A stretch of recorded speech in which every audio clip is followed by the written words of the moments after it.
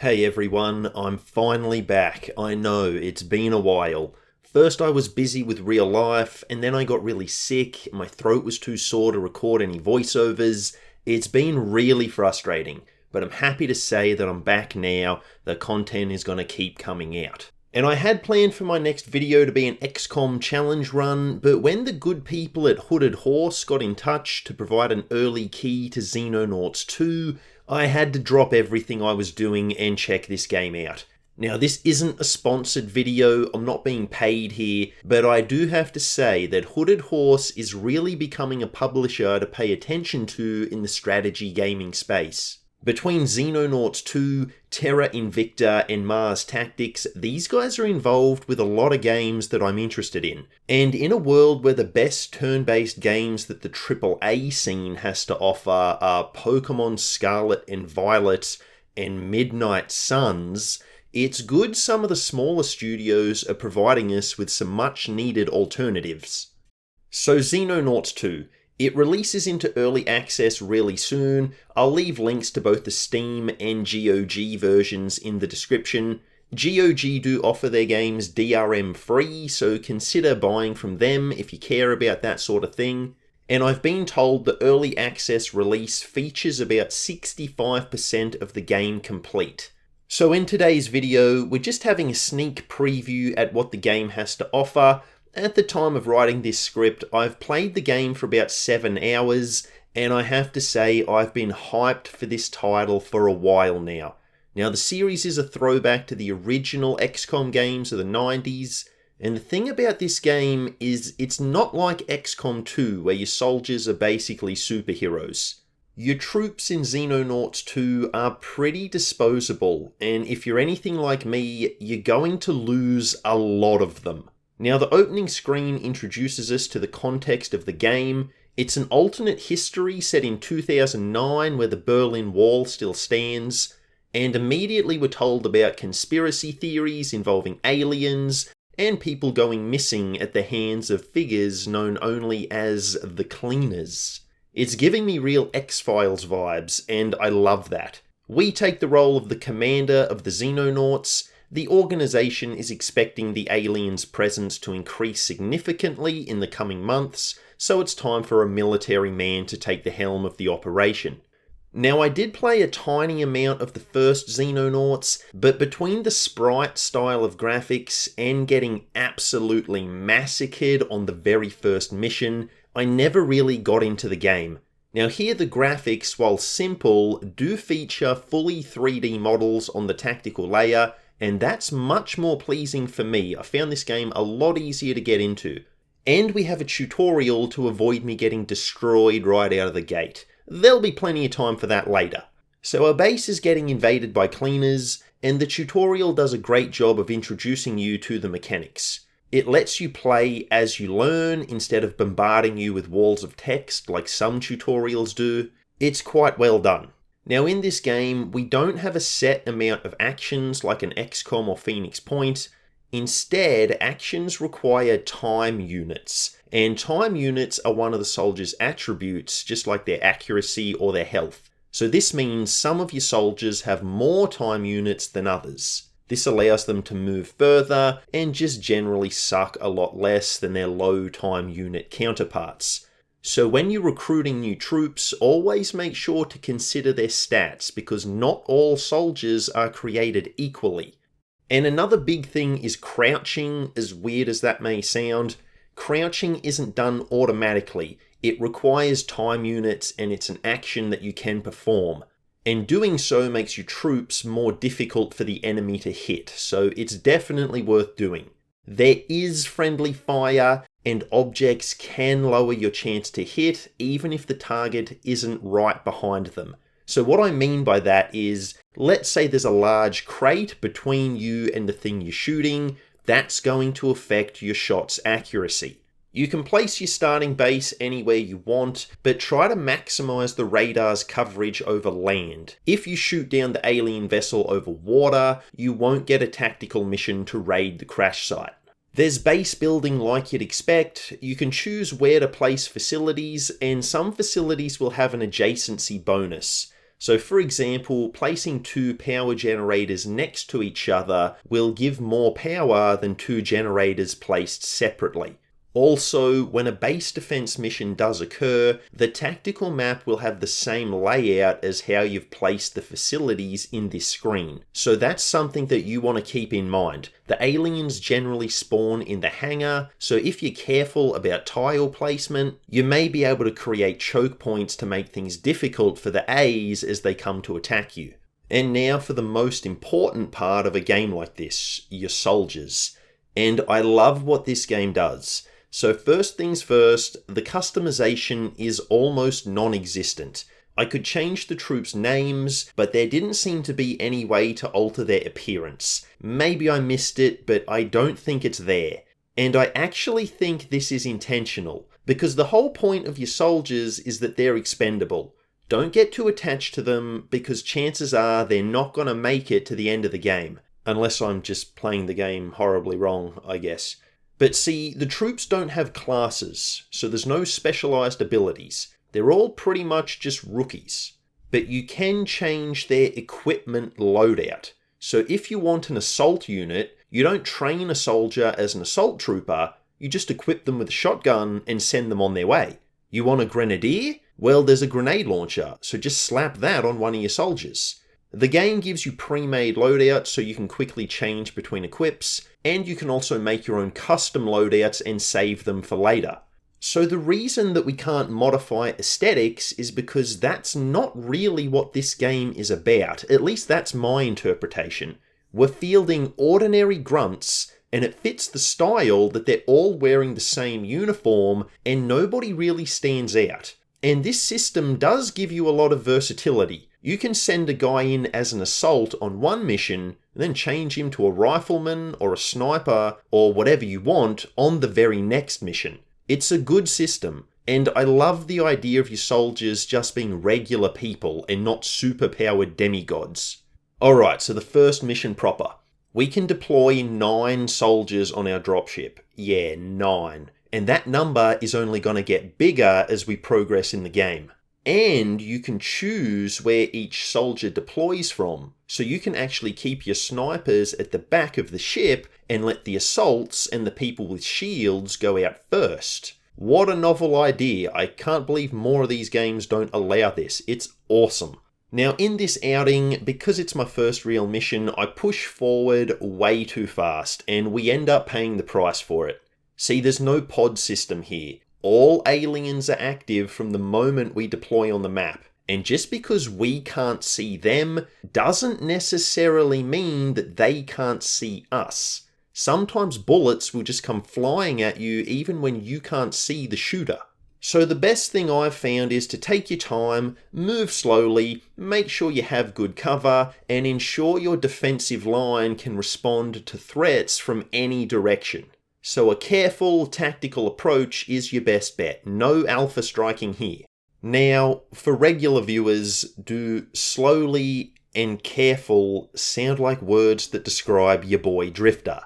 No, not really. And yeah, given how impatient I can get with these games, I took a lot of losses. Like in the 7 hours I played for, I think there were 1 or 2 missions where I didn't lose any troops. But again, losing troops in of itself isn't too big of a deal. At least I don't think it is. There seem to be an infinite amount of recruits you can hire, and they only cost $10,000 each. Now, given your monthly income is several millions of dollars, at least on the normal difficulty, $10,000 is pretty cheap. We do also have an early mission against the cleaners. These guys kind of feel like Exalt from XCOM Enemy Within, and they look just how you'd expect G-Men to look. Thematically, this game is fantastic. Now, inside the cleaner facility is pretty brutal. Guys just walk through doorways and lay waste to us at point-blank range. And each individual cleaner by themselves is fairly weak, but there's a lot of them, and we get a little bit swarmed. Now, this mission requires us to evac out of the mission area, as infinite reinforcements are just going to keep coming. And it wasn't immediately apparent how to do this. You actually have to go into the pause menu and use the abort mission option. Kinda weird, but it works.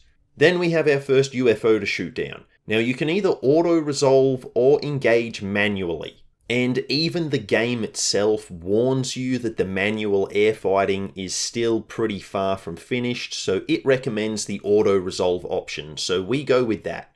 But here's the really cool part. If you're unhappy with the result of the auto battle, you can then choose to engage manually. Now this is a great feature. Most of these games normally don't have very good air combat. There's a reason XCOM 2 removed it completely. So giving us the option of saving time and skipping it is a really good idea. But then if we're not happy with it, we can still go and try and get a better outcome. It's a good balance. I wish XCOM 2 did this for ambush missions. Once the craft is shot down, we can either go in ourselves to retrieve the alien goodies, or we can hand the site off to local authorities. They'll get to keep the alien materials if we do this, but they give us a cash reward in exchange. So it's a good feature if you don't have a healthy squad to send out to the battle, you at least still get some reward for downing the craft. So of course we're going to go out ourselves, and on this one we have a Mars unit. They're pretty similar to Shivs from Enemy Unknown, and these things have some nice abilities. They can launch a pretty powerful AoE, though it is limited to 6 uses per mission, and the other thing they can do is destroy cover by moving through it. So they're really useful for just driving into the side of a building, creating a hole that your human troops can follow to get inside quickly. And being inside shelter is really good in this game. It provides cover from the aliens that can appear from pretty much any direction. Being out in the open is not something that you want to do here if you can help it. Also, grenades can scatter in this game. It depends on how easy or difficult the throw is as to what the chance of a scatter will be. And some grenades can suppress the enemy. Suppressing halves their time units for the next turn, and it's a great way of minimizing the danger they pose before you're able to finish them off for good. And I guess it's a good time to elaborate on time units here. Several weapons have multiple firing modes, some may be more accurate than others, some may fire more bullets so can potentially inflict more damage, but the better that the shot is, the more time units it's going to require to use. And here's maybe the weird thing. Using items doesn't require a set amount of time units, it's percentage based off the soldier's total amount of time units.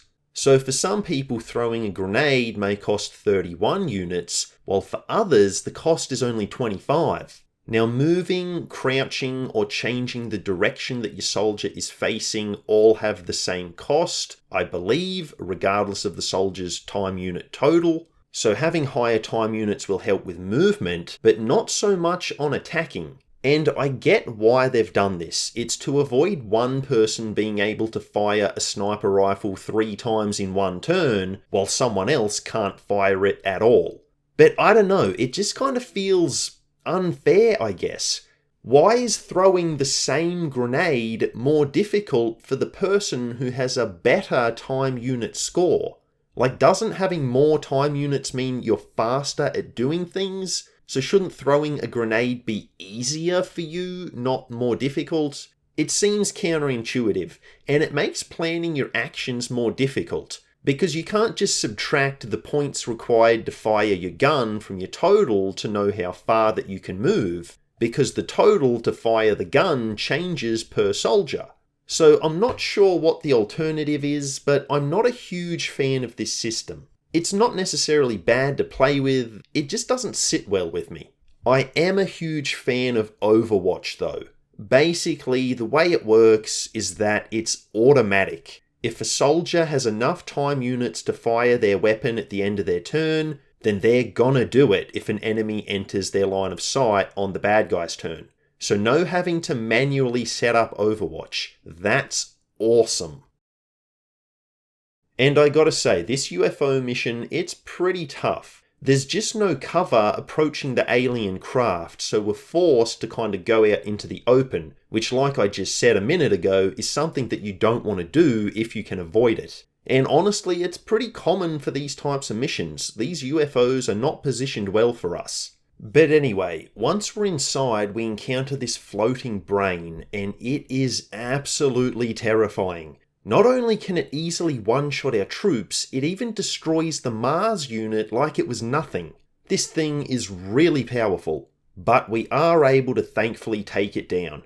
And with these missions, you can either win by eliminating all the enemies, or by holding the ship for 3 turns. So if there's one random alien out there hiding in the map somewhere, you don't have to waste a million years looking for them. I really like that. And after defeating a new alien type, you get the autopsy for free. It'll give you lore on the creature, and sometimes it'll give you hints about the best way to attack them as well. And the artwork is pretty great. I start building a second base here, but I'm not actually sure if that was a good idea or not in retrospect. Maybe I should focus on building up my first base before going for a second. I don't really know. It seems like one of those games where you're going to learn by doing and get better at the game with each campaign that you play. But for now, we can finally build laser weapons, and the impression I get is that this is how you upgrade your squad. Not by giving them promotions and abilities, but by giving them better equipment. They can get promotions through experience in the field, but it seems to only give them passive stat increases. So developing better weapons and armor seems like the best way to make our grunts more powerful. It uses the Phoenix Point style of upgrade, where if you build a laser rifle, you only get a single one. So if you want to equip 10 guys with these weapons at the same time, you're gonna have to build 10 of them. Now, I'm not a fan of this system purely because it requires too much micromanagement. I'd rather just pay a higher initial cost and then have as many laser rifles as I want, but no such luck here. Also, research works the way you'd expect. We have a lead scientist who is an extremely unlikable character, which is a nice twist on the format. We can choose what research we want him working on, and building laboratory facilities will increase the research speed. And if you're not researching anything, the lab can provide money instead. And same with the engineering workshop. If we're not building any items, we'll gain a passive monetary income instead. Now that's a cool idea. It means these facilities are always providing value even when you're not actively doing anything with them.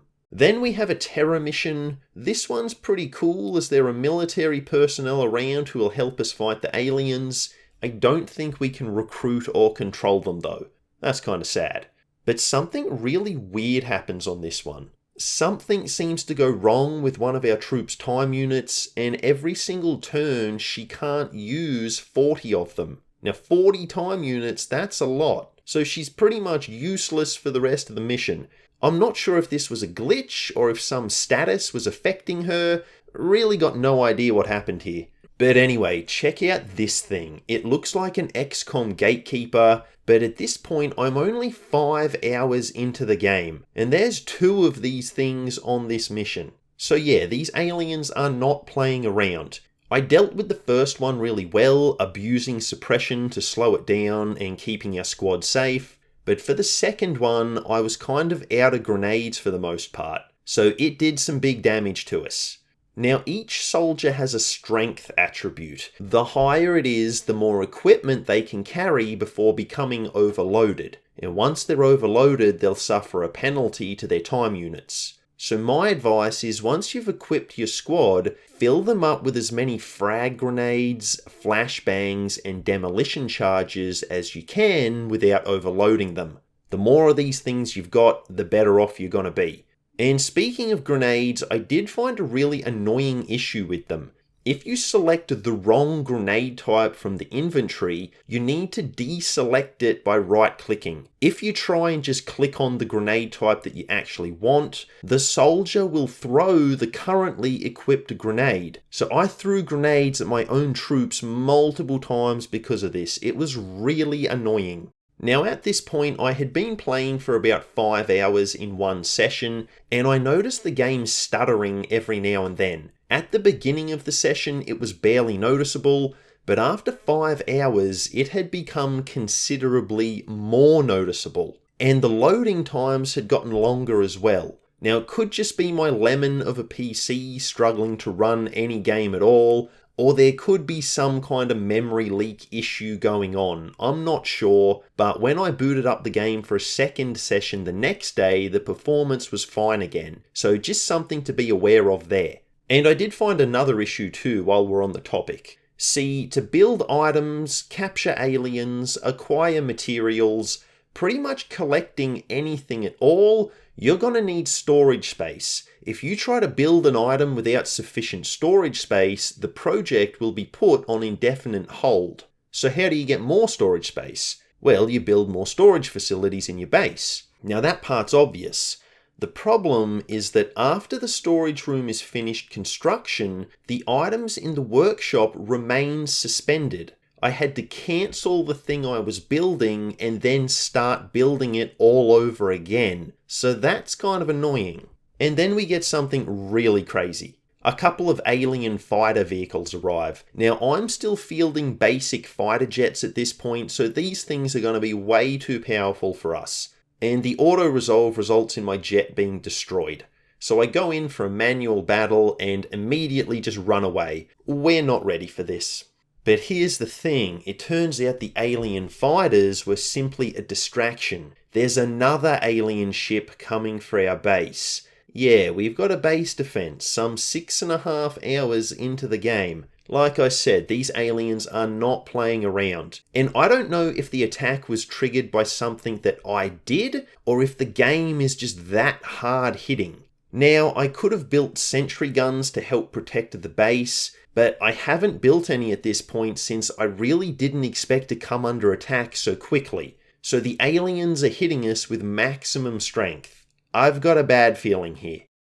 Now the good news is all the soldiers stationed at the base are available to us. Even this guy who has no weapons equipped for some reason. Not really sure why that's the case, but an important lesson has been learned. Check everyone's loadout before deploying. So I end up having him hide in the toilet. A true hero is this man.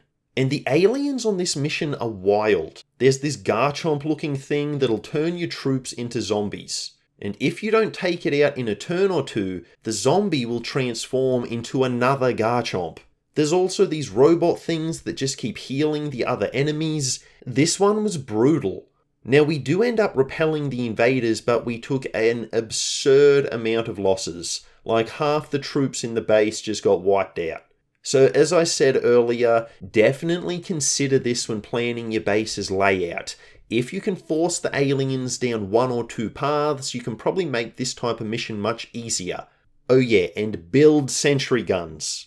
And also consider how many troops you want to house at your base. You are limited by how many living quarters you've built, and you do need room for scientists and engineers as well. But the more troops that you have stationed at a base, the safer that base is going to be. So even if you can only send 9 people out on missions, having a full base still provides benefits. And so this is where I decided to call it for now. We could definitely keep going, and we are still winning missions, but I feel like I've made some bad early game decisions and the aliens are starting to outpace us.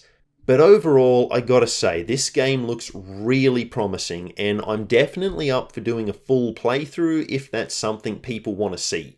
It has a few issues for sure, but overall it's really fun. And for people like me who are turned off the original XCOM games by the outdated graphics and UI, Xenonauts 2 provides us a more modern alternative to have a similar type of experience. And I think that's really cool.